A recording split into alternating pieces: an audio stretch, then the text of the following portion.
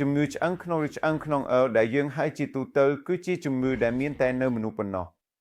ព្រោះយើងឈរត្រង់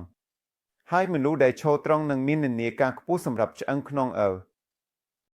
ឥឡូវនេះហេតុអ្វីបានជាវាធ្លាប់មានជាទូទៅវាធ្លាប់មានជាទូទៅព្រោះយើងធ្វើការធ្វើរោគវិនិច្ឆ័យវាជាទូទៅបើមិនដូច្នោះទេវាជាជំងឺដែលមានមកពីយូរលង់កាលណាស់ឥឡូវនេះឆ្អឹងខ្នងមានសម្ពាធខ្ពស់បំផុតនៅពេលដែលនរណាម្នាក់អង្គុយមិនមែននៅពេលដែលនរណាម្នាក់ឈរយូរថដែលអ្នកអង្គុយច្រើនកាន់តែមានឱកាសខ្ពស់ដែលអ្នកនឹងមានជំងឺឆ្អឹងខ្នងដើម្បីទទួលបានអាហារឆ្អឹងខ្នងត្រូវការធ្វើចលនា